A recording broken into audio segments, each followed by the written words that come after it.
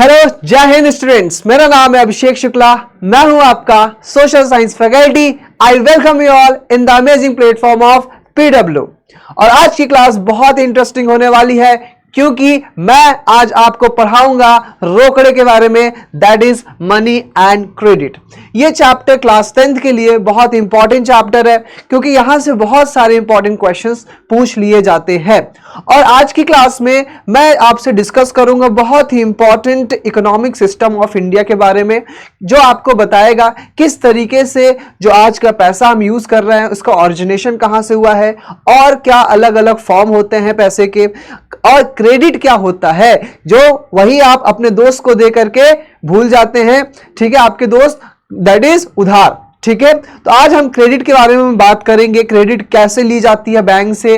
और आज की क्लास बहुत ही आपको एक इंटरेस्टिंग क्लास होगी क्योंकि आज आप सीखोगे इंडिया के फाइनेंशियल सिस्टम के बारे में। तो जिन लोगों को बहुत सारा पैसा कमाना है तो आज की क्लास बहुत ही ध्यान से समझेंगे। ठीक है, चलिए बच्चों स्टार्ट करते हैं मनी एंड क्रेडिट। ठीक है, चलिए आज सबसे पहले हम बात करेंगे कि आज की क्लास का हमारा जो एजेंडा क्या होगा। ये चैप्टर में आपको 2 पार्ट में पढ़ाऊंगा। ठीक है, और यहां पर इन the last of the part I will discuss lots of questions जो कि आपको प्रीवियस ईयर में पूछे गए हैं। आई गारंटी अगर आप इस क्लास को बहुत ही ध्यान से, बहुत ही आराम से और बहुत ही इत्मीनान से अटेंड करते हैं तो आपका एक भी क्वेश्चन गलत नहीं होगा। ठीक है, तो आज की क्लास को बहुत ही अच्छे तरीके से हम पढ़ेंगे, बेसिक कॉन्सेप्ट्स को समझेंगे जो कि आपको एक कॉन्सेप्चुअल क्लैरिटी की ओर लेके जाएगा। आपको मार्क्स तो लाने हैं लेकिन साथ ही साथ में कॉन्सेप्ट्स को भी क्लैरिटी होने की जरूरत है। ठीक है, तो बिल्कुल निश्चिंत हो जाइए, कॉपी पेन लेके बैठ जाइए और फिर हम स्टार्ट करेंगे आराम से अपना एक important chapter money and credit.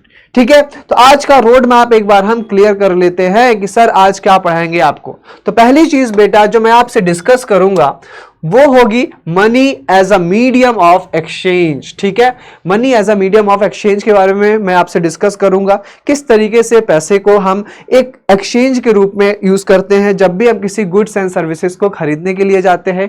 Loan activities क्या होती है, बैंक किस तरीके से चलता है, बैंक के पास पैसे कहां से आते हैं और बैंक किस तरीके से ऑपरेट किया जाता है और इसके ऊपर निगरानी कौन रखता है, ये सारी चीजें मैं आपको लोन एक्टिविटीज बाय बैंक के बारे में बताऊंगा। और जब आप बैंक में जाते हो पैसे लेने के लिए, उधार लेने के लिए, तो बैंक आपसे क्या क्या टर्म्स एंड कंडीशंस फुलफिल कराता है उसके बारे में भी आज हम बात करेंगे, that is term of credits. ठीक है, फिर मैं आपसे डिस्कस करूंगा कि इंडिया में क्रेडिट सेक्टर्स कौन कौन से हैं। तो क्रेडिट सेक्टर्स इन इंडिया के बारे में मैं डिस्कस करूंगा जहां पर मैं आपसे बताऊंगा कि किस तरीके से लोग पैसे लेते आ रहे थे और आज किस तरीके से लोग पैसे ले रहे हैं। ठीक है, तो यहां पे बहुत इंपॉर्टेंट क्वेश्चंस भी मैं डिस्कस करूंगा फॉर्मल एंड इनफॉर्मल सेक्टर्स के बारे में। ठीक है, and in the last I am going to discuss about the self help group for the poors. ठीक है, तो जो पुअर लोग हैं, जो गरीब लोग हैं, उनके फाइनेंशियल असिस्टेंस के लिए ऐसी कौन सी सुविधा सरकार के द्वारा बनाई गई है, that is called as a self help group. तो उसके बारे में मैं आपसे डिस्कस करूंगा। आई होप आपको क्लियर हो गया होगा कि आज का जो एजेंडा होगा क्लास का वो हम क्या क्या डिस्कस करेंगे। ठीक है, तो चलिए बेटा स्टार्ट करते हैं। सबसे पहले हम money as a medium of exchange. ठीक है, तो सबसे पहले आप थोड़ा सा एक बार आराम से बैठ करके सोचो कि हम पैसे का ही क्यों इस्तेमाल कर रहे हैं as a medium of exchange. ठीक है, और ऐसा क्यों है कि हम सिर्फ पैसे का ही इस्तेमाल कर रहे हैं, कोई और कमोडिटी, कोई और चीज जैसे लोहा, ठीक है, पानी, हवा, कुछ भी हो सकता है भाई, हम उसका क्यों इस्तेमाल नहीं कर रहे, सोना चांदी। ठीक है, लेकिन आज हम पैसे का ही, मनी का ही क्यों यूज कर रहे हैं। ठीक है, इसका रीजन बहुत ही ज्यादा सिंपल है, आपको घबराने की जरूरत नहीं है। क्या है रीजन? ठीक है, the person holding money can easily exchange it for the commodity और सर्विस दैट ही और सी माइट वांट। ठीक है, तो बहुत ही आसान तरीके से आपके पास पैसा है, आप गए दुकान वाले भैया के पास, उसको दिया पैसा, बोला कि अंकल जी हमको क्या दे दीजिए, गरम गरम समोसे। तो गरम गरम समोसे आपको अंकल जी दे देते हैं, आप उसको खा लेते हो। ठीक है, आपने पैसे दिए, आपको मिल गया समोसा। ठीक है, तो हम यहाँ पे पैसे का इस्तेमाल कर रहे हैं हैं as a medium of exchange. ठीक है, तो जब भी आप किसी कमोडिटी को, कोई भी सर्विस को आप लेते हो तो उसके बदले आपको कुछ पैसे देने पड़ते हैं। ठीक है, इस कारण से बहुत ही आसान तरीके से हम पेमेंट कर लेते हैं और हमें गुड्स और सर्विसेज मिल जाती है। ठीक है, इस कारण से हम पैसे का इस्तेमाल करते हैं बेटा फॉर द ट्रांजैक्शन पर्पस। ठीक है, I hope this is clear to all of you. अब हम बात करेंगे, अगर मान लीजिए पैसा नहीं होता तो क्या होता। ठीक है, हो सकता है ना, अभी डिस्कस करते हैं, पैसा तो अभी आया है, मनी तो अभी आया है, रुपीस करेंसी तो अभी आई है, लेकिन उसके पहले क्या चल रहा था? लोग पहले भी तो ट्रेड करते थे कि नहीं? ठीक है, पहले भी तो हमारे ट्रेड करने के लिए हम बहुत सारे कंट्री से ट्रेड किया करते थे। ठीक है, इंडस वैली सिविलाइजेशन से हम ट्रेड कर रहे हैं। तो इस टाइम पर हमने कौन कौन से तरीके से ट्रेड किया, पहले हम एक बार समझ लेते हैं, that is the origin of currency. और इसके पहले हम समझते हैं कि कौन सा तरीका होता था जिसके थ्रू हम ट्रेड किया करते थे। ठीक है, तो बेटा समझते हैं। तो एक बार पहले देख लेते हैं कि मनी का यूज क्या क्या है। ठीक है, what is the use of money? तो सबसे पहला मनी का यूज है बेटा कि it is used for two by and sell goods. ठीक है, गुड्स को सेल करने के लिए, बाई करने के लिए हम पैसे का इस्तेमाल करते हैं। दूसरा बेटा exchange of services for the money. ठीक है, सर्विसेज को लेने के लिए, जैसे टीचिंग है ना, कोई भी सर्विस हो गई, बैंकिंग सर्विस हो गई, किसी भी प्रकार की सर्विस है, उसको लेने के लिए आप यहाँ पर पैसे का इस्तेमाल करते हो। ठीक है, तो इन सम केसेस कई बार तो ऐसा भी होता है कि भैया, दुकान वाले भैया के पास आप जाते हो कि भैया आप मुझे लॉलीपॉप, टॉफी, चॉकलेट, बिस्किट दे दो, हम बाद में आकर के आपको क्या दे देंगे? पैसा दे देंगे। तो कई बार आप पैसे को भरोसे आप सामने वाले से क्रेडिट में लेकर के आ जाते हो सामान, मतलब कि आप उससे उधार सामान लेकर के आ जाते हो। ठीक है, तो पैसे का बेटा बहुत सारा आप यहां पे इस्तेमाल देख सकते हो, जो कि आप यूज करते हो for the exchange of what? For the buy and purchasing of goods and services. ठीक है, so in some cases might not be actual transfer of money but a promise to may money a later. ठीक है, तो आप बाद में promise भी कर देते हो कि हम आपको पैसे बाद में पे करेंगे। ठीक है, I hope this is clear to all of you. चलिए अब हम बात करते हैं कि मान लीजिए यहां पर एक पर्सन है। ठीक है, एक पर्सन है, वो ट्रेड कर रहा है। ठीक है, तो यहां पर हम एक एग्जांपल लेके चलते हैं। ठीक है, मान लीजिए मेरा एक दोस्त है। ठीक है, मेरा एक दोस्त है, क्या है? मेरे एक दोस्त का नाम है सचिन। ठीक है, सचिन है। ठीक है, और वहीं पर सचिन भाई साहब क्या करते हैं बेटा? शू मेकर है। क्या बेटा? शू मेकर है। सॉरी सचिन, मैंने आपको जूता मेकर बना दिया। ठीक है, बट कोई बात नहीं, सचिन बुरा नहीं मानेगा। ठीक है, तो सचिन जो है बेटा शू मेकर है। सचिन क्या किया बेटा? सचिन को क्या चाहिए था? सचिन को चाहिए था यहां पर वीट। ठीक है, सचिन शू बनाता है और सचिन को चाहिए था वीट।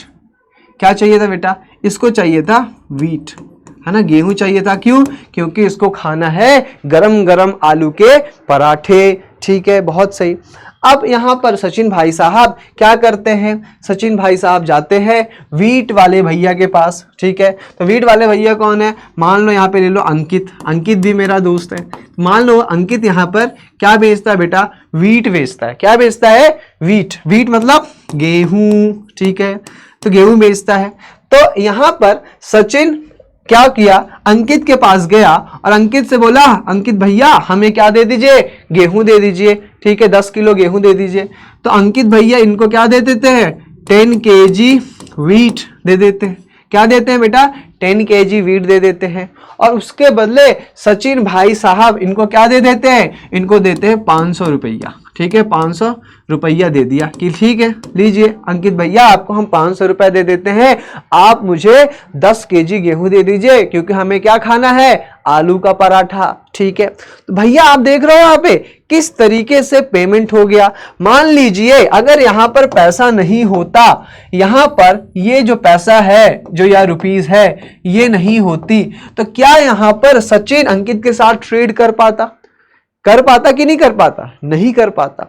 बट ऐसा नहीं था, जब पैसे नहीं थे, जब money as a medium of exchange हम यूज नहीं करते थे, उसके पहले भी लोग यहां पर ट्रेड किया करते थे, उसको हम कहते हैं बेटा बार्टर सिस्टम। क्या कहते हैं बेटा? बार्टर सिस्टम कहते हैं। अब हम यहां पे समझते हैं कि बार्टर सिस्टम होता क्या है। ठीक है, समझते हैं बेटा बार्टर सिस्टम क्या। देखो बार्टर सिस्टम, अब बार्टर सिस्टम में क्या है, अब हम यहां पर एक एग्जाम्पल के तौर पे समझते हैं। ठीक है, एक एग्जाम्पल ले लेते हैं, फिर से हम एग्जाम्पल लेंगे सचिन और अंकित का। ठीक है, तो यहां पे सचिन भाई साहब हैं, सचिन भाई साहब हैं। ठीक है, तो सचिन भाई साहब क्या करते हैं बेटा? आपको पता है सचिन भाई साहब जूता बेचते हैं, शू मेकर है। ठीक है, शू मेकर। ठीक है, और वहीं पर अंकित भाई साहब क्या है? अंकित भाई साहब क्या करते हैं? अंकित भाई साहब यहां पर क्या करते हैं बेटा? बताओ फटाफट क्या करते हैं? यहां पर वीट सेलर है। क्या है बेटा? वीट सेलर है, वीट सेलर। ठीक है, गेहूं बेचते हैं।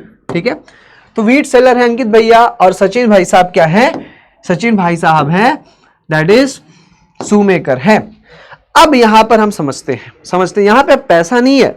अब यहां पे ऐसा समझो कि money as a medium of exchange हम यूज नहीं कर रहे हैं। तो अब ट्रेड कैसे होगा? कैसे ट्रेड होगा समझो। अब मान लीजिए सचिन भाई साहब को चाहिए, सचिन भाई साहब को चाहिए क्या चाहिए? वीट चाहिए। सचिन भाई साहब को चाहिए वीट। ठीक है, सचिन भाई साहब को चाहिए यहां पर वीट चाहिए। ठीक है, और अंकित भाई साहब को चाहिए क्या? अंकित भाई साहब को चाहिए शू, जूता चाहिए। ठीक है, जूता चाहिए, वो वाला नहीं जूता चाहिए, जूता खरीदना है। ठीक है, तो यहां पर समझिए कि सचिन भाई साहब को और अंकित भाई साहब को एक ही टाइम पर दो अलग अलग कमोडिटी की जरूरत पड़ रही है। अंकित भाई साहब को जरूरत पड़ रही है जूते की, और सचिन भाई साहब को पड़ रही है वीट की। ठीक है, बहुत बढ़िया। अब यहां पर क्या होगा समझो इस चीज को। तो सचिन भाई साहब गए अंकित भाई साहब के पास, बोले अंकित भाई साहब आप मुझे क्या दे दीजिए? 5 किलो गेहूं दे दीजिए। तो अंकित भाई साहब ने सचिन भाई साहब को क्या दे दिया? 5 kg वीट। ठीक है, क्या दे दिया बेटा? 5 kg वीट दे दिया। अब वहीं पर और यहां पर अंकित भाई साहब ने सचिन भाई साहब के पास गए और सचिन भाई साहब को बोला आप मुझे एक पेयर ऑफ शूज दे दीजिए। ठीक है, 1 पेयर ऑफ शूज दे दीजिए, 1 पेयर ऑफ शूज दे दीजिए। ठीक है, तो 1 पेयर, एक पेयर ऑफ शूज यहां पर सचिन भाई साहब ने अंकित को दे दिया, और अंकित भाई साहब ने सचिन भाई साहब को 5 किलो गेहूं दे दिया। अब इसी सिस्टम को हमने क्या कहा? This system is called as a barter system. तो यहां पर goods are exchange in return of goods. ठीक है, अब यहां पर क्या बेटा हो रहा है? सिंपल सी बात है, इस चीज को समझिए कि यहां पर गुड्स, यहां पर क्या हो रहा है बेटा? ध्यान से समझना इस चीज को, यहां पर ध्यान से समझना क्या हो रहा है कि गुड्स आर एक्सचेंज्ड। ठीक है, goods and services, goods and services are exchanged, goods and services are exchanged in return of goods and services, in return of goods and services, in return of goods and services without common unit, without common unit, है ना, बिना किसी common unit के यहां पर goods के बदले goods sale किए जा रहे हैं और सर्विस के बदले सर्विस दी जा रही है। इसी सिस्टम को हम कहते हैं बार्टर सिस्टम। ठीक है, होता था, मुझे याद है आज भी, जब मैं छोटा था तो हमारे पास इतने पैसे तो होते नहीं थे, घर वाले देते थे अठन्नी चरन्नी, हमें 10-10 20-20 रुपए दे देते थे, वो खत्म हो जाते थे। और जब बढ़िया दोपहर का टाइम होता था, हम घर में लेटे रहते थे, तभी आइसक्रीम वाला टन टन टन टन करके घंटी बजाते हुए आ जाता था। अब हमारा दिमाग कहाँ जाता था? भाई आइसक्रीम वाले घंटी के आवाज की ओर कि अरे आइसक्रीम वाला आ गया। अब हमारे पास पैसे तो होते नहीं थे, तो हम क्या करते थे? सोचो जरा क्या करते थे? हम बार्टर सिस्टम के यूज किया करते थे। कैसे? घर से चुपचाप उठे, गए किचन में और किचन से लिया क्या? एक ग्लास हमने दाल ले ली या फिर एक गिलास हमने कभी चावल ले लिया, ठीक है, एक गिलास हमने चावल ले ली और चावल लेने के बाद वो आइसक्रीम वाले भैया के पास गए, बोले आइसक्रीम वाले भैया ये ले लो चावल एक गिलास और मुझे आइसक्रीम दे दो। तो यहाँ पर आइसक्रीम वाले भैया चावल ले लेते थे और हमको दे देते थे आइसक्रीम। इस तरीके से हम क्या करते थे, गुड्स के बदले गुड्स यहाँ पर एक्सचेंज किया करते थे। इसी को कहा गया बेटा बार्टर सिस्टम, ठीक है, इसी को हम बार्टर सिस्टम कहते हैं। लेकिन लेकिन लेकिन लेकिन अब ये बार्टर सिस्टम ना बेटा बहुत ही ऐसी चीज है ना कि ये आप हर कभी ट्रेड नहीं कर सकते हो।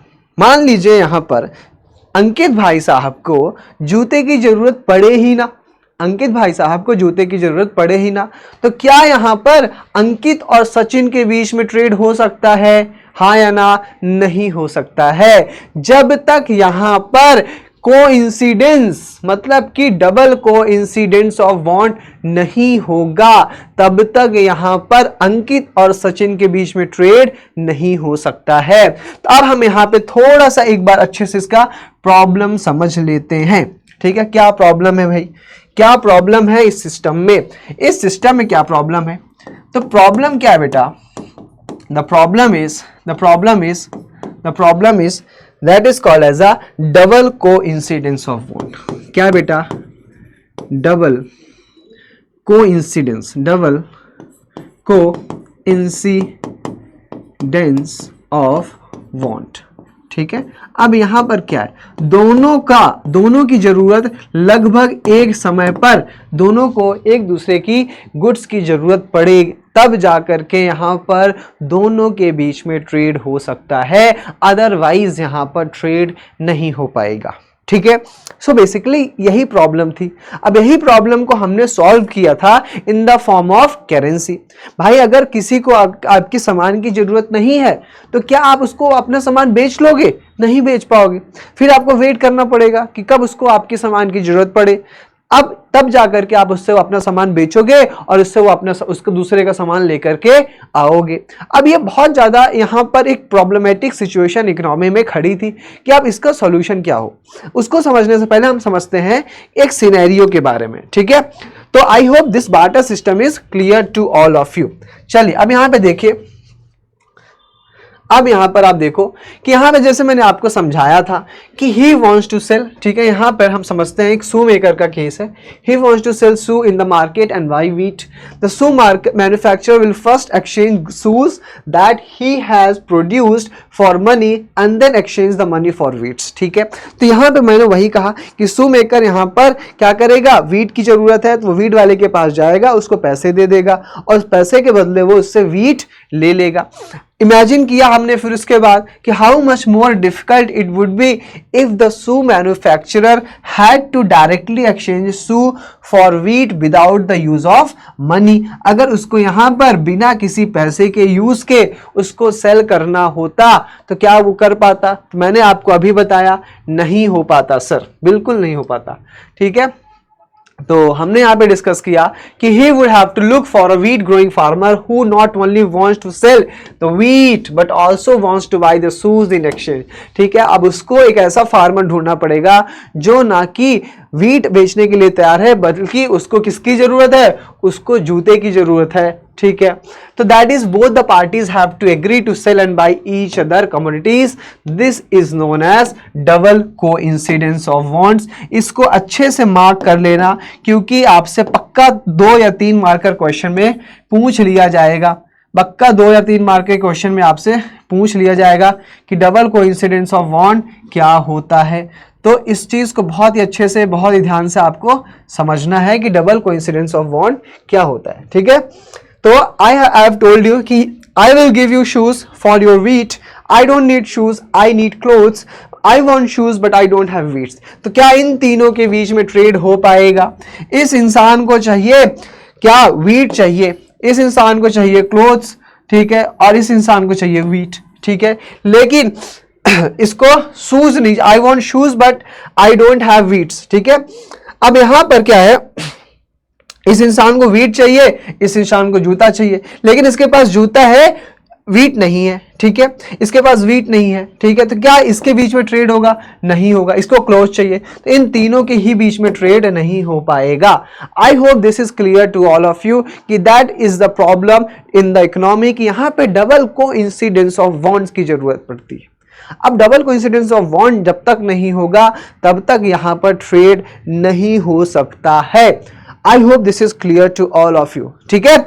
चलिए अब हम देखते हैं कि यहां पर बार्टर सिस्टम क्या है। So it is a medium in which, ध्यान से एक एक लाइन समझिएगा, इट इज अ मीडियम, क्या है बेटा ये, दिस इज अ मीडियम, है ना, this is a medium in which goods and services are exchange, ठीक है। यहां पे क्या हो रहा है, गुड्स एंड सर्विसेज एक्सचेंज हो रही हैं, किसके बदले, किसके बदले, directly without the use of common unit, बिना किसी कॉमन यूनिट के बिना यहां पर हम क्या कर रहे हैं, गुड्स के एक्सचेंज में हम उसको सेल कर रहे हैं, तब जाकर के यहां पर दोनों के बीच में ट्रेड हो पाएगा, ठीक है। So this is called as a double coincidence of bond. तो याद कर लो भाई, it is a medium of exchange in which goods and services are exchange without a common unit, ठीक है। This is called as a double coincidence of bond. इस problem को solve करने के लिए क्या लाया गया बेटा, इस प्रॉब्लम को सॉल्व करने के लिए लाया गया करेंसी, और that is called as a money, ठीक है। अब हम समझते हैं मनी के बारे में। आई होप आपको ये क्लियर हो गया कि मनी की जरूरत क्यों पड़ी, क्योंकि बार्टर सिस्टम में डबल कोइंसिडेंस की जरूरत होती थी और कई बार डबल कोइंसिडेंस ऑफ बॉन्ड नहीं होते थे, इस कारण से ट्रेड नहीं हो पाता था, जिस कारण से हमने करेंसी को, मनी को हमने यूज किया, ठीक है। I hope this is clear. अब हम यहां पर समझते हैं, ठीक है, आप यहां से पढ़ लेना कि डबल कोइंसिडेंस ऑफ बॉन्ड क्या होता है, ठीक है। चलिए अब एक यहां पर सिनेरियो देखो यार, क्या इन तीनों के बीच में यहां पर ट्रांजैक्शन हो सकता है क्या इन तीनों के बीच में एक ट्रांजैक्शन हो सकता है क्या? अब इस भाई साहब को, he is a shoe maker, ये क्या है बेटा, ठीक है, ये दूध वाले हैं, ठीक है, दूध वाले भैया हैं, ठीक है। एंड ये क्या है बेटा, ये दर्जी साहब है, कपड़े, है ना, कपड़े बेचते हैं, सॉरी नॉट दर्जी, कपड़े बेचते हैं ये, ठीक है।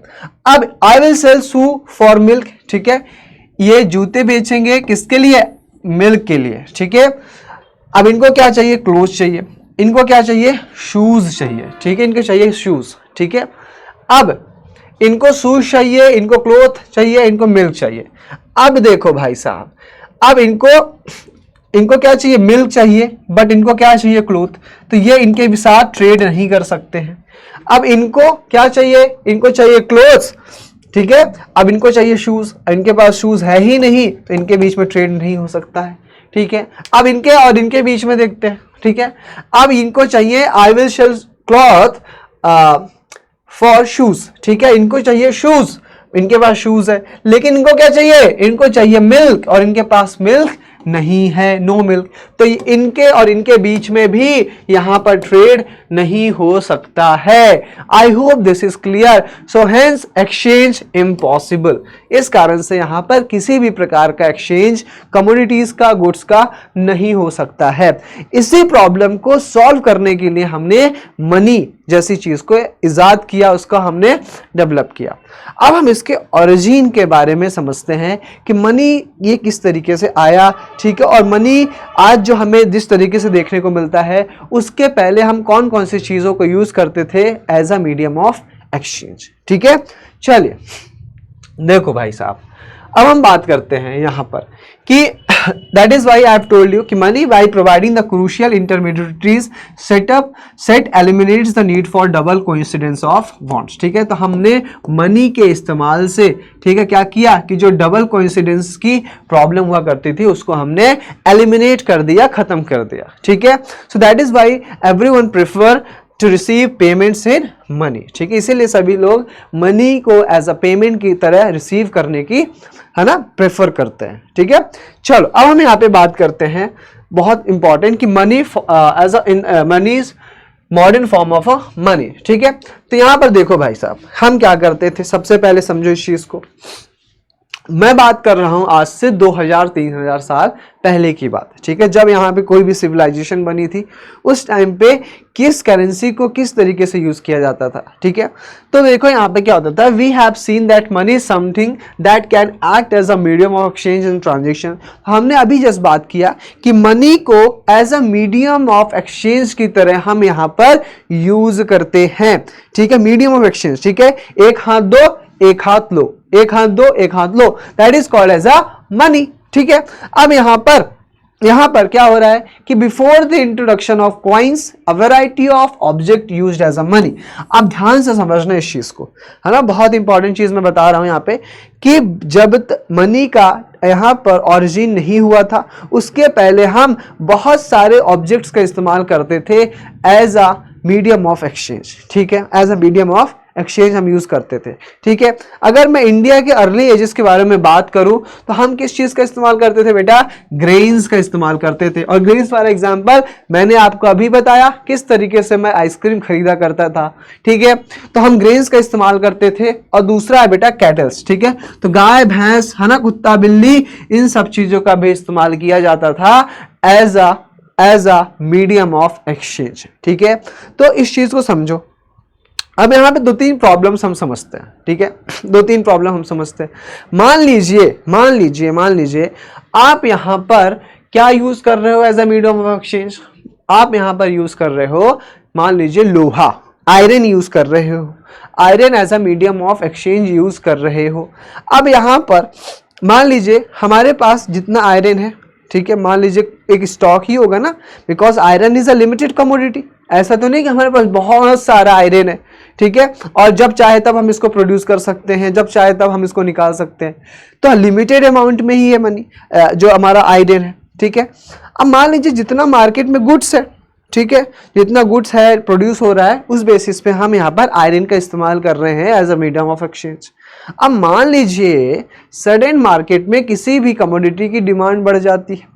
अब डिमांड बढ़ने के कारण आपको उसको परचेज करने के लिए क्या चाहिए, यहां पर करेंसी चाहिए, या फिर as a medium of exchange के लिए आपको मनी चाहिए। और यहां पर मनी की जगह हम क्या यूज कर रहे हैं, आयरन का यूज कर रहे हैं, ठीक है। तो अब हम यहां पर क्या कर रहे हैं, आयरन का इस्तेमाल कर रहे हैं, बट आयरन तो लिमिटेड ही है ना, हम इसको करेंसी के साथ क्या मैच कर सकते हैं, यहाँ पे हम इस आयरन को हम यहाँ पे गुड्स एंड सर्विसेज के प्रोडक्शन के हिसाब से मैच कर सकते हैं क्या। मान लीजिए गुड्स की डिमांड मार्केट में बहुत है, गुड्स बहुत ज़्यादा प्रोड्यूस हो रहा है, लेकिन हमारे पास ट्रांजेक्शन करने के लिए जो हमने आयरन का इस्तेमाल किया है वो तो लिमिटेड ही है ना, उसको हम एज पर द डिमांड नहीं छाप सकते हैं, नहीं बना सकते हैं, बिकॉज वो नेचर में हमें मिलता है और नेचर में चीजें लिमिटेड ही होती है। तो इस कारण से हम और किसी भी कमोडिटीज का इस्तेमाल नहीं कर सकते जो कि लिमिटेड इन क्वांटिटी हो, ठीक है। अब दिक्कत छोड़ चलो, आयरन की बात मैंने ले ली, यहां पर आयरन लिमिटेड है। अब मान लो कोई ऐसी चीज ले लेते हैं सर जो लिमिटेड है, नहीं है, जो बहुत ज्यादा अबेंडेंस में प्रेजेंट है, बहुत ज्यादा मार्केट में प्रेजेंट है, पानी ले लो ना। अब मुझे क्या करना है, अब मुझे किसी से क्या चाहिए मुझे मान लीजिए किसी से क्या चाहिए, दूध चाहिए होगा। मैंने बोला भैया हमें 2 लीटर दूध दे दो, हाँ बोले दे दिया। और हम यहाँ पे as a medium of exchange क्या यूज कर रहे हैं, पानी यूज कर रहे हैं। तो उसने मुझे दूध दिया, मैंने उसको पानी दे दिया, तो मारेगा थप्पड़, बोलेगा पानी देता मेरे को, ठीक है। तो यहाँ पर क्या, यहाँ पर जो ट्रेड है हो पाएगा सही तरीके से, नहीं, क्योंकि पानी तो बहुत ज्यादा अवेलेबल है ना यार, तो आप कितना भी उसको पानी दे सकते हो, ठीक है। तो हम कोई ऐसी भी चीज यूज नहीं कर सकते हैं जो बहुत ज्यादा अबेंडेंस में प्रेजेंट हो, अदरवाइज उसका मिस यूज होगा, ठीक है। सॉरी, आज मेरी थोड़ी तबीयत ठीक नहीं है, ठीक है, मेरे को कफ हो गया है, बट स्टिल चलिए क्लास को कंटिन्यू करते हैं। तो देखिए मैं आपको कह रहा था कि हम कोई ऐसी चीज भी यूज नहीं कर सकते हैं जो बहुत ही ज्यादा लिमिटेड हो, कोई ऐसी भी चीज यूज नहीं कर सकते हैं जो बहुत ज्यादा अमाउंट में प्रेजेंट हो, ठीक है, as a medium of exchange. तो हमें कुछ ऐसा चीज डेवलप करना पड़ेगा जिसको, जो लिमिटेड भी हो, बट एज पर द नीड, एज पर द डिमांड हम उस चीज को आगे भी प्रोड्यूस कर सके। इस कारण से हमने क्या डेवलप किया, हमने डेवलप किया मनी, ठीक है, हमने डेवलप किया मनी, ठीक है। अब मनी में क्या डेवलप किया हमने, पहले तो हम यूज करते थे मेटेलिक कॉइन्स का। किसका इस्तेमाल करते थे बेटा, हम यहां पर हम डेवलप करते थे मेटेलिक कॉइन्स, ठीक है। तो मेटेलिक कॉइन्स हो गया सच एज गोल्ड, सिल्वर, ठीक है, कॉपर एंड कॉपर कॉइन्स, ठीक है। तो इसकी पिक्चर मैं आपको एक बार दिखा देता हूं, तो यू कैन सी हियर, ठीक है। तो यहां पर हम पंच मार्क्ड कॉइन्स का इस्तेमाल किया करते थे, लगभग 2500 ईयर ओल्ड है ना, ये आपको देखने को मिल रहा है। So this is Gupta coins, ठीक है। गुप्ता टाइम में हम इस तरीके के कॉइन्स को इस्तेमाल करते थे, ठीक है। ये अकबर के टाइम में ये गोल्ड मोहर कॉइन है, ठीक है। बहुत ज्यादा यहां पर हम इस तरीके से गोल्ड मोहर कॉइन्स का इस्तेमाल किया करते थे। ये आप तुगलक कॉइन्स देख सकते हो, ठीक है। अब यहां पर आपकी एक पिक्चर दिख रही होगी मॉडर्न कॉइन्स, जैसे कि 1 रुपए है ना, 2 रुपए, ठीक है, अलग अलग हमें यहाँ पे देखने को मिल रहा है कॉइन्स, ठीक है। मैंने आपको कहा, मेरी बातें ध्यान से रखना, इन सारे कॉइन्स के साथ क्या प्रॉब्लम है? What is the problem with all these coins? All these coins are made up of a something that is precious in nature, that is limited in quantity, ठीक है, that is limited in quantity, like copper, gold, ठीक है ना, जो silver, so they are limited in nature। तो कल को demand अगर मार्केट में बढ़ गई तो आप इतना ज्यादा मार्केट में सोने के सिक्के कहां से लेके आओगे, ठीक है। तो ये सारे प्रॉब्लम फेस कर रहे थे। अब ये जो कॉइन आपको देखने को मिल रहा है, इन कॉइन्स की खुद की आपस में एक वैल्यू है, ठीक है। अब इनकी खुद की क्या है, एक वैल्यू है, there is a store of a value, ठीक है। तो अब मेटेलिक कॉइन्स में आप देख सकते हो हर कॉइन्स का एक वैल्यू है। तो on the basis of value हम जो यहाँ पे करेंसी है उसको 2 भागों में डिवाइड करते हैं, ठीक है। तो on the basis of value, ठीक है, on the basis of value, है ना, on the basis of value हम करेंसी को 2 भागों में डिवाइड करते हैं, ठीक है। एक बार मैं अच्छे से लिख देता हूं, I hope this is not clear to all of you, ठीक है। ठीक है, तो on the basis of value हम करेंसी को 2 भागों में डिवाइड करते हैं, ठीक है। एक है बेटा that is, first one is face value and second one is a intrinsic value, ठीक है, इंट्रिंसिक वैल्यू, ठीक है। हम करेंसी के वैल्यू के हिसाब से हम 2 भागों में इसको डिवाइड करते हैं, एक है फेस वैल्यू, एक है इंट्रिंसिक वैल्यू, ठीक है। अब इन दोनों में क्या डिफरेंस है, इन दोनों में डिफरेंस समझते हैं। अब मान लीजिए यहां पर मैंने लिया गोल्ड कॉइन, क्या लिया बेटा, गोल्ड कॉइन लिया, मैंने लिया सिल्वर कॉइन, है ना, और मैंने यहां पर लिया दैट इज कॉपर कॉइन, ठीक है। अब ये जितने भी कॉइन है इन सब का हमें क्या देखने को मिलता है, there is a store of a value, ठीक है। ये मार्केट में बहुत ज्यादा लिमिटेड है, इनकी खुद की एक वैल्यू है, इनको बनाने में क्या लगा बेटा, इनकी खुद की एक वैल्यू है, ठीक है। अब मार्केट में आप सोने के सिक्के बेचोगे तो इसमें सोने के सिक्के में क्या लिखा है वो मैटर नहीं करता, सोने का सिक्का कितना वजनी है, कितना है, उस बेसिस पे आपको वैल्यू की जाएगी। बट वहीं पर कुछ करेंसी ऐसे होते हैं जैसे मेटेलिक कॉइन्स, जैसे यहां पर आप देख लो मेटेलिक कॉइन्स हो गए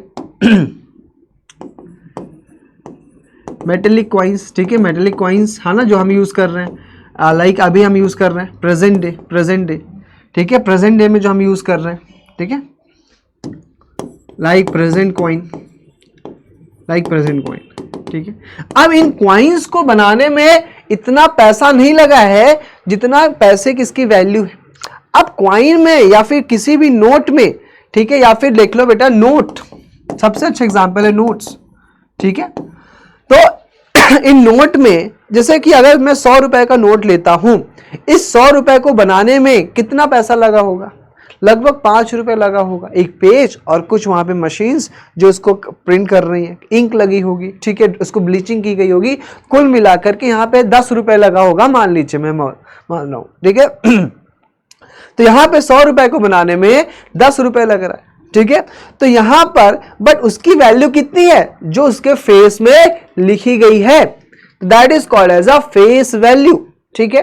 तो इन करेंसी की ज्यादा क्या होती है, फेस वैल्यू होती है, ना कि उसके इंट्रिंसिक वैल्यू होती है। लेकिन जो पहले के कॉइन्स हुआ करते थे उनकी क्या होती थी बेटा, इंट्रिंसिक वैल्यू ज्यादा हुआ करती थी as compare to face value. ठीक है, I hope this is clear to all of you. तो पहले के टाइम की जो करेंसी हुआ करते थे उनकी इंट्रिंसिक वैल्यू हमें ज्यादा देखने को मिलती थी एज कंपेयर टू जो मॉडर्न कॉइन्स है, इनकी जो इंट्रिंसिक वैल्यू है ये कम है, इनकी फेस वैल्यू है हमें देखने को मिलती है। ठीक है, I hope this is clear to all of you.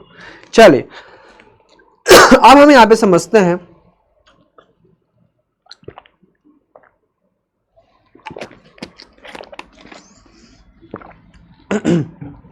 देखिए बेटा,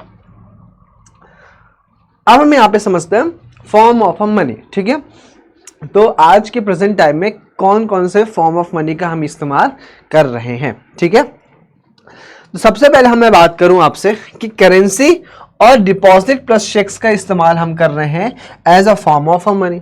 ठीक है, तो करेंसी में कौन कौन सी करेंसी आ जाती है बेटा, एक आ जाता है पेपर नोट्स। ठीक है, 10 रुपए, 50 रुपए, 100 रुपए, ठीक है, 200 रुपए, 500 रुपए और 2000 का अभी यहाँ पर बंद हो चुका है। ठीक है, तो इस तरीके के हमारे पास पेपर नोट्स हमें देखने को मिलता है। दूसरा क्या हो गया बेटा, क्वाइंस हो गए। ठीक है, तो दूसरा हमारे पास क्वाइन है। ठीक है, एज अ करेंसी के रूप में। ठीक है, तो करेंसी में बेटा क्या क्या आ जाता है, पेपर नोट आ जाता है और साथ साथ में हमें क्वाइन के रूप में देखने को मिलता है। दूसरा फॉर्म ऑफ मनी होता है बेटा डिपॉजिट्स प्लस चेक्स। ठीक है, तो यहां पे जो आप पैसा डिपॉजिट करते हो ना, कहां पर, बैंक में, ठीक है, उस पैसे को भी हम यहां पर एक करेंसी के रूप में, सॉरी एक मनी के रूप में देखते हैं, प्लस चेक हो गया। ठीक है, तो यहां पर आपके पास जो पैसा बैंक में जमा है, ठीक है, वो भले ही आपके पास ना हो प्रेजेंट टाइम में, ठीक है, बट वो आपका पैसा तो पैसा ही कहलाएगा। ठीक है, भले ही वो बैंक में जमा हो। ठीक है, तो इस तरीके के हम मनी को दो फॉर्म में डिवाइड करते हैं। एक है करेंसी, करेंसी में आता है बेटा पेपर नोट और क्वाइंस आता है, और दूसरा हो गया डिपॉजिट प्लस चेक, जो कि आप अपने बैंक में जमा करके रखते हो। ठीक है, अब हम यहां पर बात करेंगे एक इंपॉर्टेंट कॉन्सेप्ट के बारे में। ठीक है, अब यहां पर देख लीजिए, क्या ये यहां पर जो करेंसी है हमारे पास, ठीक है, क्या उसकी खुद की कोई उसकी वैल्यू कैसे है। ठीक है, जो करेंसी हम यूज कर रहे हैं उसकी वैल्यू कैसे है, वाई हम मनी को यूज कर रहे हैं as a medium of exchange, उसके पीछे का क्या रीजन है, क्या लॉजिक है, क्या यहां पर कॉन्सेप्ट, उस चीज को समझो। तो पहले तो हमने एक चीज देख ली कि यार जो मनी है उसको हम लिमिटेड है, प्लस उसको एज पर the need of the time, need of the hour हम उसको और ज्यादा प्रोड्यूस कर सकते हैं। ठीक है, तो ये आई होप आपके दिमाग में क्लियर हो गया होगा कि इस कारण से हम मनी को यूज कर रहे हैं। मनी जो आज की फॉर्म में हमें देखने को मिलती है, तो बेटा इसकी फेस वैल्यू ज्यादा है, इसकी इंट्रिंसिक वैल्यू कम है। दूसरा पॉइंट हो गया। तीसरा पॉइंट क्या होगा बेटा बताओ। तीसरा पॉइंट क्या है, देखो तीसरा पॉइंट है बेटा कि it is very important to understand, it is accepted as a medium of exchange because the currency is authorized by the government of India। ठीक है, इस चीज को समझो। यहां पे क्या लिखा गया है कि जो आज की करेंसी है ये किसके द्वारा ऑथराइज की जा रही है बेटा, गवर्नमेंट ऑफ इंडिया के द्वारा। इसको थोड़ा सा मैं आपको समझता हूं। आई थिंक मेरे पास वॉलेट में अभी तो 5 ही रुपए, मैं 10 रुपए का नोट लेकर के आता हूं, तब तक के लिए आप थोड़ा सा वेट करिए, मैं यहां पे पॉज कर देता हूं।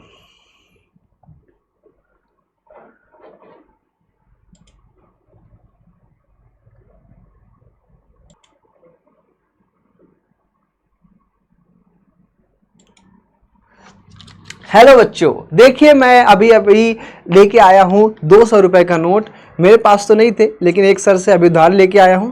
इसको मैं क्लास के बाद लेकर के भाग जाऊंगा, ठीक है, बट अभी ऐसा नहीं करूंगा। अभी मैं आपको ये नोट एक सिखाने के लिए, समझाने के लिए लेके आया हूं। देखो बच्चों, अब ये मैं पैसे 200 रुपए के नोट को क्यों एक्सेप्ट कर रहा हूं, तो मैंने आपको क्या कहा, इसलिए मैं इसको एक्सेप्ट कर रहा हूं बिकॉज कहां गया भाई मेरा pen, because it is authorised by the government of country.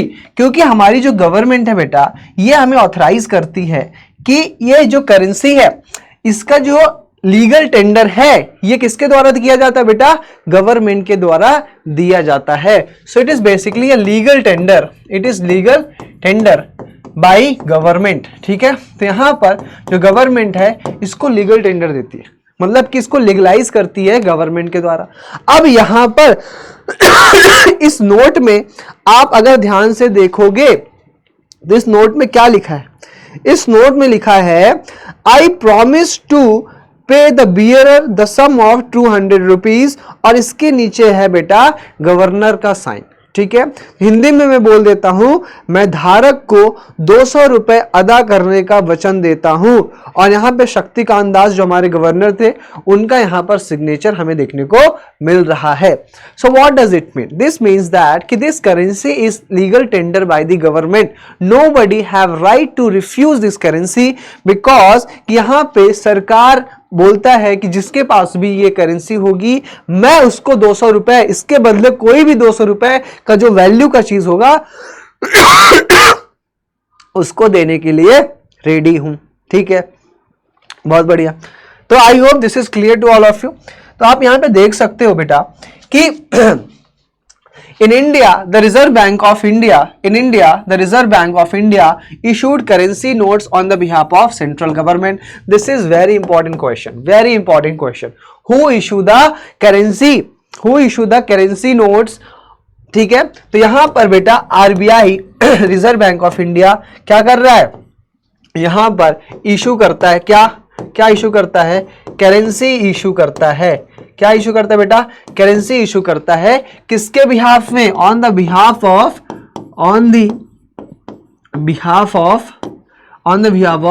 Government. तो गवर्नमेंट के बिहाफ में यहां पर आरबीआई भाई साहब क्या करते हैं? करेंसी इशू करते हैं। ठीक है, आरबीआई के बारे में मैं आपसे डिस्कस करूंगा कि आरबीआई ठीक है कौन सी बॉडी है, कब इसका एस्टैब्लिशमेंट हुआ, इसका रोल क्या है, फंक्शन क्या है, वो सारी चीजें मैं आपसे डिस्कस करूंगा। बट यहां पर हम पढ़ रहे हैं why money is accepted as a medium of exchange because it is authorised by the government of country and in India RBI issue currency notes on the behalf of central government. ठीक है, as per the Indian law. तो यहां पर बेटा Indian law कौन सा है? यहां पर RBI act of 1934 and the banking regulation act of 1949 के अंतर्गत हमें यहां पर गवर्नमेंट क्या कहता है बेटा कि नो अदर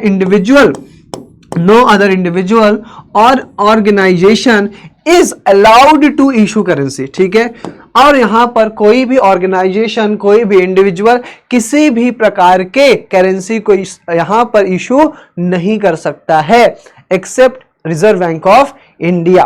ठीक है, तो यहां पर ऑल लॉ क्या कहता है? The law legalise the use of rupees as a medium of payment that can not be refused in settling transaction of India. ठीक है, that can not be refused in settling transaction in India. ठीक है, तो कोई भी refuse नहीं कर सकता है यहां पर ट्रांजैक्शन को मतलब कि कोई भी अगर आप किसी को ऑटो वाले को अगर आप पैसा दे रहे हो या किसी भी पर्सन को गुड्स के बदले आप उसको पैसा दे रहे हो तो वो उस पैसे को रिफ्यूज नहीं कर सकता है।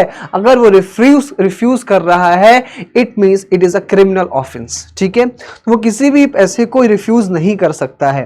तो ये चीज याद रखना बिकॉज हमारी सरकार यहां पर उसको बैक करती है, that is called as a legal tender. ठीक है, I hope this is clear. No individual in India can legally refuse a payment made in rupees, hence the rupees is badly accepted as a medium of exchange. I hope this is clear to all of you. Why we use money as a medium of exchange? Because it is backed by the government of India. ठीक है, and it is issued by the Reserve Bank of India on the behalf of government. So I hope this slide is clear. That is why I said कि money is accepted as a medium of exchange. ठीक है, तो ये चीज हमने यहां पर समझ ली। ठीक है, वेरी गुड। अब हम बात करते हैं दूसरे करेंसी की बेटा, that is deposit with bank. ठीक है, अब मान लीजिए यहां पर मैं फिर से अपने एग्जांपल में लाएंगे, किसको लाएंगे? हम अंकित भैया को लाएंगे। ठीक है, अब यहां पर अंकित भैया है। ठीक है, अब ये अंकित भैया क्या है? ठीक है, अंकित भैया ठीक है काम करते हैं, जॉब करते हैं, और जॉब करने के बाद इनकी जो मंथली इनकम है, इनकी जो बेटा मंथली इनकम है, ठीक है, इनकी मंथली इनकम कितनी है? इनकी मंथली इनकम कितनी है? इनकी मंथली इनकम है मान लीजिए 50,000 रुपीज़। कितनी है बेटा? 50,000, ठीक है 50,000 रुपीज़ है, ठीक है। तो यहाँ पर हम मान लेते हैं 50,000 रुपीज़, ठीक है। तो यहाँ पर इनकी इनकम कितनी है बेटा? 50,000 रुपीज़ है, ठीक है। 50,000 रुपीज़ इनकी मंथली इनकम है। इस मंथली इनकम में लगभग ये कितना एक्सपेंडिचर है इनका? एक्सपेंडिचर मतलब ये कितना एक्सपेंस करते हैं? एक्सपेंडिचर कितना खर्चा करते हैं? मान लीजिए खर्चा करते हैं बेटा 30,000 रुपीज़। 30,000 रुपीज़ ये सालाना यहाँ पर मतलब महीने में ये खर्च कर देते हैं, ठीक है। कहाँ खर्च कर दिया? रूम का रेंट हो गया, गैस सिलेंडर की पैसे हो गए, ठीक है, बिजली का बिल हो गया, गाड़ी का पेट्रोल हो गया, और अपनी मासूका साहब के साथ डिनर का प्लान हो गया, ठीक है। तो ये सारी जगह पे यहाँ पर इन्होंने पैसा खर्च कर दिया। अब लगभग यहाँ पर 30,000 रुपये खर्च कर देते हैं, और इनके पास बचता कितना है? ठीक है, कितना लेफ्ट होता है, कितना बचता है? लगभग इनके पास 20,000 रुपये बचते हैं, ठीक है बेटा। कितना बचता है बेटा? 20,000 रुपये बचता है। अब ये 20,000 रुपये का ये क्या करे? सोच रहे हैं यार 20,000 रुपये मेरे पास पड़ा हुआ है, ये तो खाली रखा हुआ है, इसको कहीं मैं क्या कर देता हूँ और जमा कर देता हूँ ताकि इसकी सेफ्टी भी रहे। तो ये अंकित भाई साहब क्या करते हैं ये जाते हैं किसके पास? ये जाते हैं बेटा सीधे जाते हैं बैंक के पास। कहाँ जाते हैं बेटा? बैंक के पास चले गए, ठीक है। कहाँ चले गए? बैंक के पास चले गए। तो ये कहाँ गए बेटा? ये गए बैंक के पास। बैंक बनाओ भैया बैंक, चलो हम बैंक यहाँ पे बना लेते हैं। तो ये हो गया, ये गए किसके पास? बैंक के पास गए, ठीक है। अब ये बैंक के पास गए, और बैंक के पास जाकर के ये क्या करते हैं? बैंक को बोला कि बैंक वाले भैया क्या करिए, आप हमारा जो पैसा है इसको रख लीजिए, ठीक है। बैंक वाले भैया के पास गए और बोले बैंक वाले भैया हमारा जो ये पैसा है आप हमारे पास रख लीजिए, ठीक है। तो हम लिख लेते हैं यहाँ पर कि ये गए कहाँ पर बेटा? ये गए बैंक में, ठीक है। बैंक में गए और बैंक को बोला कि आप हमारा पैसा डिपॉजिट कर लीजिए। क्या कर लीजिए बेटा? डिपॉजिट कर लीजिए, ठीक है। बैंक के पास जाकर के इन्होंने पैसे को कर दिया डिपॉजिट कर दिया, ठीक है। बैंक के पास गए, बैंक को दे दिया 20,000 रुपये। कितना दिया बेटा? 20,000 रुपीज़, ठीक है। 20,000 रुपीज़ यहाँ पर बैंक को ये दे देते हैं, ठीक है। बैंक ने इनका पैसा रख लिया, और बैंक इसके बदले क्या करेगा? अब अंकित भाई साहब को यहाँ पर बैंक भी तो कुछ देगा। अंकित भाई साहब बैंक के पास क्यों जाएंगे? कुछ तो रीज़न होगा। तो बैंक ने यहाँ पर अंकित भाई साहब को दे दिया क्या? इंटरेस्ट, ठीक है। क्या दे दिया बेटा? इंटरेस्ट दे दिया। क्या दे दिया? इंटरेस्ट दे दिया, ठीक है। तो यहाँ पर 5% का इंटरेस्ट दे दिया, 5% इंटरेस्ट, ठीक है। 5% इंटरेस्ट दे दिया अंकित भाई साहब के पास कि अंकित भाई साहब को यहाँ पर 20,000 में 5,000 रुपये यहाँ पर हर महीने इनके पैसे में इंक्रीमेंट कर दिया जाएगा, ठीक है। हर महीने यहाँ पर, नॉट एवरी मंथ बट एक ड्यूरेशन के बाद यहाँ पर 5,000 रुपीज़ 5% यहाँ पर इनके पैसे में इंक्रीमेंट कर दिया जाएगा बैंक के द्वारा। तो अंकित भाई साहब को 2 फैसिलिटी मिल गई। अंकित भाई साहब को यहाँ पर 2 फैसिलिटी मिल गई। एक तो मिल गया यहाँ पर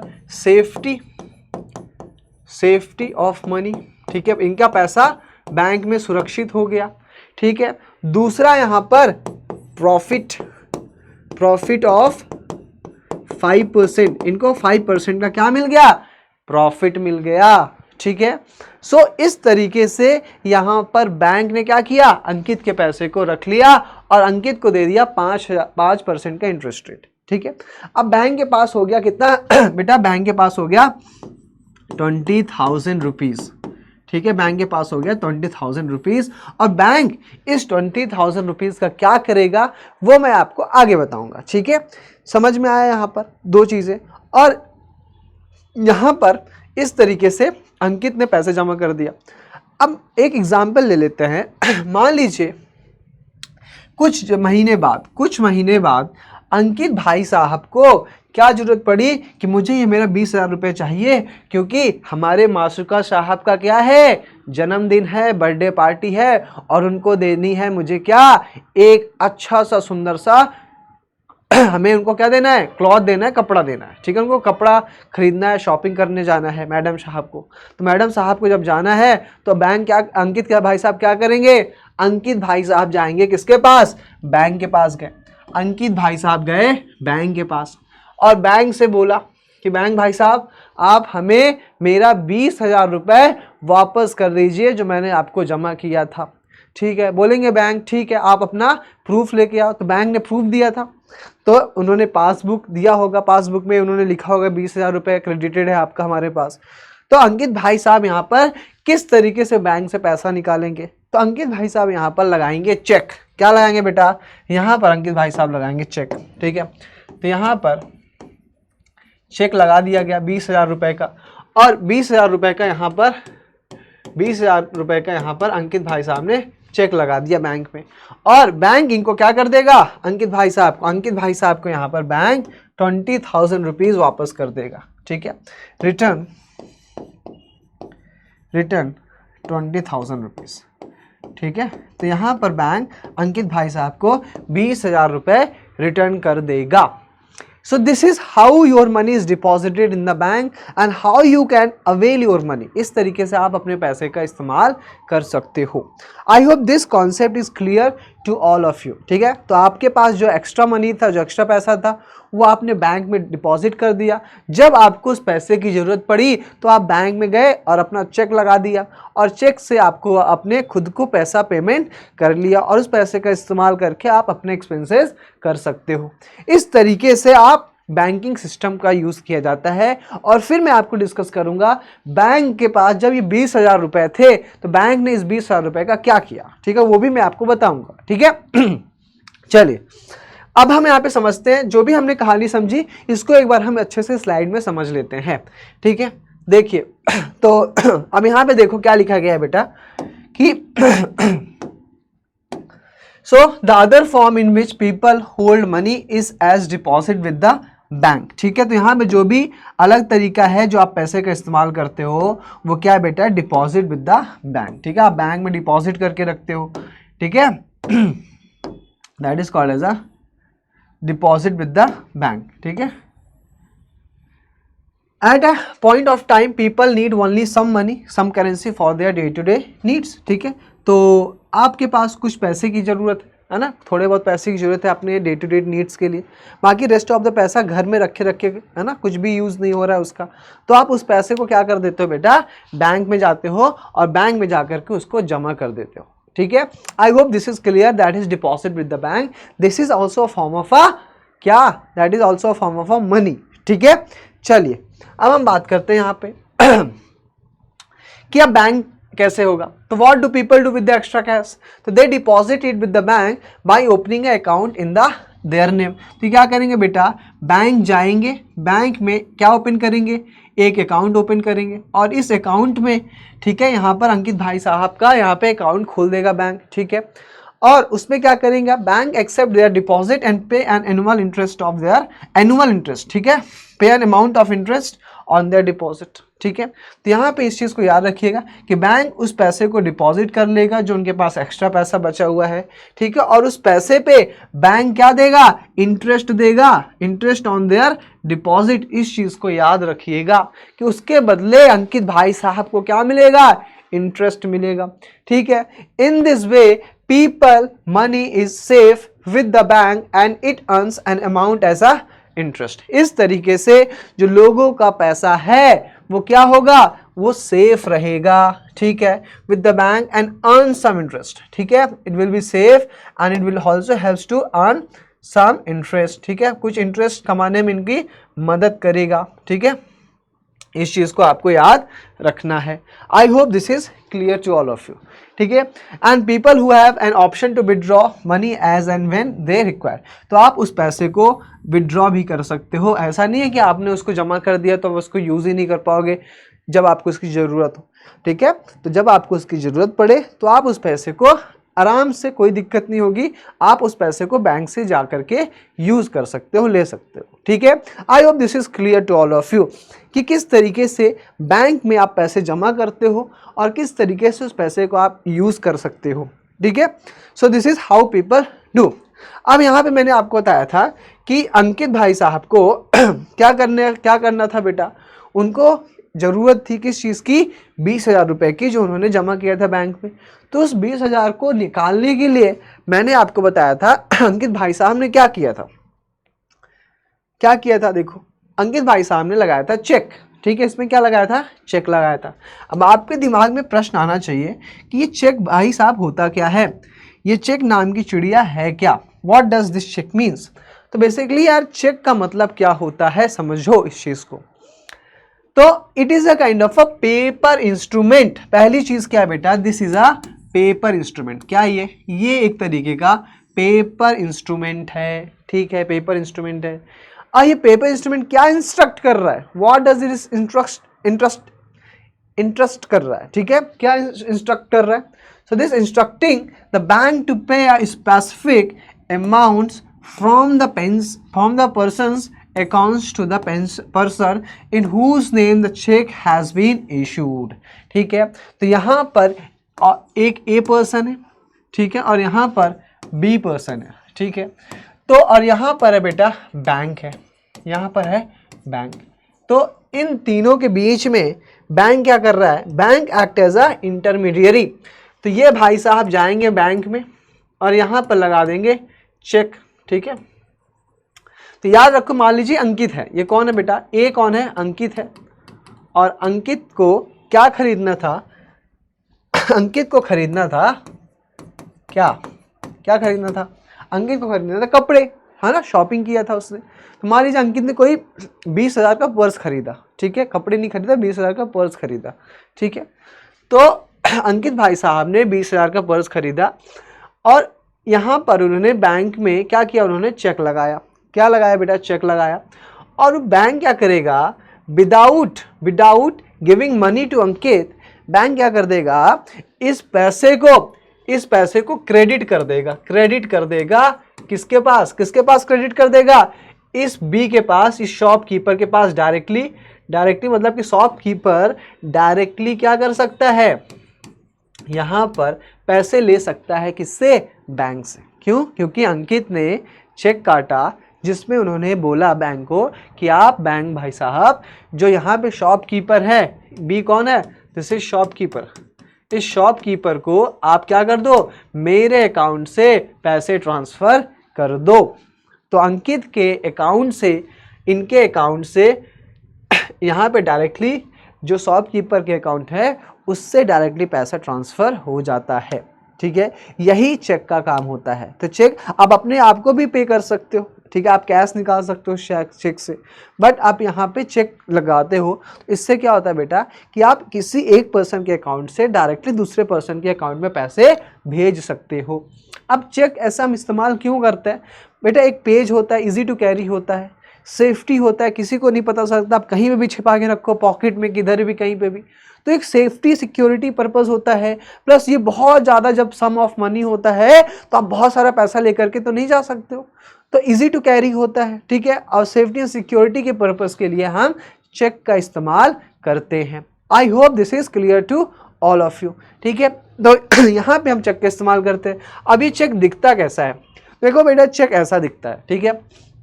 तो यहाँ पर क्या क्या लिखा होता है, यहाँ पर लिखा होता है बैंक का नाम, ठीक है। तो यहाँ पर ABC बैंक लिखा है, ठीक है। यहाँ पर कितना पे करना है, कितना रुपीस जमा करना है, ठीक है। यहाँ पे अकाउंट होल्डर का नाम होता है, ठीक है। और यहाँ पे आप डिजिटल फॉर्म में लिखते हो, ठीक है, अकाउंट डिटेल्स होती हैं। तो ये सारी चीज़ें यहाँ पर बैंक के चेक में हमें देखने को मिलता है, ठीक है। तो इस तरीके से बेटा चेक का इस्तेमाल हम करते हैं for the purpose of transaction, ठीक है। I hope this is clear to all of you, ठीक है। चलिए, अभी आपको नहीं जानना ये MICR कोड क्या होता है, चेक नंबर क्या होता है, ठीक है, this is no need to know, ठीक है, अभी आपकी ज़रूरत है नहीं, ठीक है, समझने के लिए। बस बेसिकली आप ऐसा देख सकते हो, ऐसा चेक हम यूज़ करते हैं for the purpose of payment, ठीक है।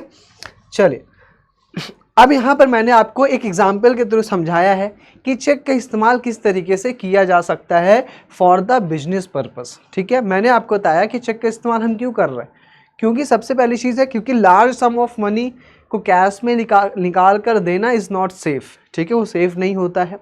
दूसरा बेटा, ये इजी टू कैरी होता है, ठीक है, आसानी से आपको टेंशन नहीं लेना पड़ता कि सेफ्टी एंड सिक्योरिटी का, और इतना ज़्यादा इजी टू डिफ़िकल्ट नहीं होता कैरी करने के लिए, तो ये आसानी से आप पैसे ट्रांसफ़र कर लेते हो। तो यहाँ पर एक एग्जाम्पल लिखा हुआ है, इसको यहाँ पर समझते हैं। Let us try to understand how cheque payment are made and released. अब यहाँ पर क्या हुआ, जैसे मैंने आपको एग्जाम्पल दिया उस चीज़ को समझो।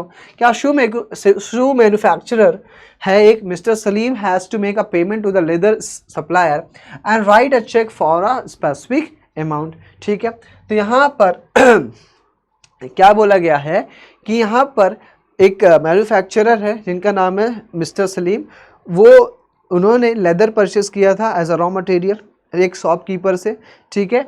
और यहाँ पर क्या कर रहा है बेटा, वो चेक दे रहे हैं, किसके लिए बेटा, कि वहाँ पे पेमेंट करना है आपको, ठीक है। So this means that the shoe manufacturer instruct his bank to pay his amount to the leather suppliers, ठीक है। तो यहाँ पे जो शू मैन्युफैक्चरर हैं वो अपने बैंक को चेक के थ्रू इंस्ट्रक्ट कर रहे हैं कि जो लेदर सप्लायर है उसके अकाउंट में आप इतना पैसा मेरे अकाउंट से क्या कर दो, ट्रांसफ़र कर दो, है ना।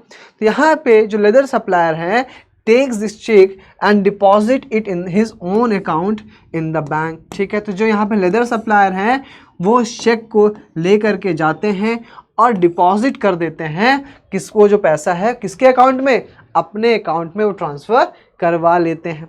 इस तरीके से money is transferred from one bank account to the another bank account in a couple of days. 1 से 2 दिन के अंदर एक बैंक से दूसरे बैंक में पैसा इजीली ट्रांसफ़र हो जाता है without any kind of a problem, ठीक है। तो आप यहाँ पर देख सकते हो, कभी कभी बेटा चेक भी बाउंस हो जाता है। चेक क्यों बाउंस हो जाता है, क्योंकि यहाँ पे लिखा होता है कि इस तारीख को आप मेरे अकाउंट से पैसे ट्रांसफ़र कर देना। जब वो बैंक उस तारीख को उसके अकाउंट से पैसे उस अकाउंट में भेजती है, तो जो पर्सन चेक इशू करता है उसके अकाउंट में उतना पैसा शो ही नहीं होता ही नहीं है। अब जब पैसा ही नहीं होगा तो क्या यहाँ पर बैंक ट्रांसफ़र कर पाएगी, नहीं कर पाएगी। इस कारण से कभी कभी आपने सुना होगा कि चेक बाउंस हो गया, क्यों, क्योंकि उसके अकाउंट में पैसा उतना है ही नहीं, ठीक है। I hope this is clear. तो the transaction is complete without any payment of cash. यहाँ पे ट्रांजेक्शन हो गया किसी भी प्रॉब्लम, किसी भी कैश के यूज़ के बिना। तो आई होप यहाँ पे देख सकते हो कि यहाँ पे किसको पे करना है, प्रेम कुमार, जो कि यहाँ पे लेदर सप्लायर हैं, ठीक है। तो कितना पे करना है बेटा, 57,000 रुपीज़ पे करना है। तो यहाँ पे आपने वर्ड्स में लिख दिया और यहाँ पर आपने डिजिट्स में लिख दिया, ठीक है। इस तरीके से यहाँ पर आपने पेमेंट कर दिया। किसके द्वारा, यहाँ पे किसका चेक लगा है बेटा, मिस्टर सलीम का चेक लगा हुआ है, ठीक है। यहाँ पे किसका अकाउंट नंबर है देख सकते हो, ठीक है। तो यू कैन सी इस तरीके से आपको चेक देखने को मिलता है। यहाँ पे डेट भी आप देख सकते हो, ठीक है। I hope this cheque is clear to all of you, ठीक है। अब अपने पापा, जब आपके घर में आपके पापा चेक काटेंगे ना, तो अब जा करके आप उस चेक को देखना कि किस तरीके से पापा चेक की मदद से पैसे ट्रांसफ़र करते हैं, ठीक है। I hope this is clear, ठीक है। चलिए, अब यहाँ पर एक क्वेश्चन कर लेते हैं और फिर क्लास को करते हैं ख़त्म, और बाकी के पॉइंट्स हम नेक्स्ट क्लास में फिर समझेंगे, ठीक है। चलिए, तो यहाँ पे क्वेश्चन क्या है, Which among the following banks issues currency notes on the behalf of the central government in India. तो यहाँ पर क्वेश्चन क्या पूछा गया है, इनमें से कौन सी बैंक करेंसी नोट्स को इशू करता है, किसके बिहाफ में, on the behalf of the central government India. तो सेंट्रल गवर्नमेंट के बिहाफ में इनमें से कौन सा बैंक करेंसी को इशू करता है। मैंने आपको बताया था, बहुत इंपॉर्टेंट, एक है बेटा यूनियन बैंक ऑफ इंडिया, एक है option B Reserve Bank of India, option C State Bank of India and option D that is the Punjab National Banks, ठीक है। तो ऑप्शन ए मैंने डिस्कस नहीं किया था, ठीक है। ऑप्शन बी देखते हैं, option C State Bank of India no, option D Punjab National Bank no. ठीक है, तो मैंने आपसे बोला था रिजर्व बैंक ऑफ इंडिया, याद रखना रिजर्व बैंक ऑफ इंडिया के पास अथॉरिटी है under the RBI act of 1934, RBI act of 1934 has the power to issue the currency on the behalf of government। तो RBI is the bank of bank, ठीक है जी, supreme bank of India, ठीक है, सारे bank का father होता है, बाप होता है, कौन? Reserve Bank of India. तो इसके बारे में आपको याद रखना है, इसके बारे में मैं आपसे डिस्कस करूंगा डिटेल में नेक्स्ट क्लास में। ठीक है, तो यहाँ पर हमने ये क्वेश्चन कर लिया। ठीक है, तो अभी के लिए बस इतना ही। मेरी थोड़ी गला भी ख़राब है और मैं बोलने में इतना ज़्यादा कंफर्टेबल नहीं हो पा रहा हूँ, इस कारण से मैं क्लास को यहीं पे ख़त्म करता हूँ और नेक्स्ट क्लास में मैं आपके सामने ही चैप्टर कंप्लीट करूँगा और बहुत सारे इंपॉर्टेंट क्वेश्चंस जो प्रीवियस ईयर में पूछे गए हैं वो भी मैं आपसे डिस्कस करूँगा। I hope this is clear to all of you. तब तक के लिए अपना ध्यान रखिए, मौसम बदल रहा है, सुरक्षित रहिए, सेफ रहिए और मन लगा करके पढ़ाई करिए, क्योंकि पढ़ाई का कोई भी सब्स्टिट्यूट नहीं है, because revision is key to success. ठीक है, जय हिंद, जय Bharat, take care, thank you.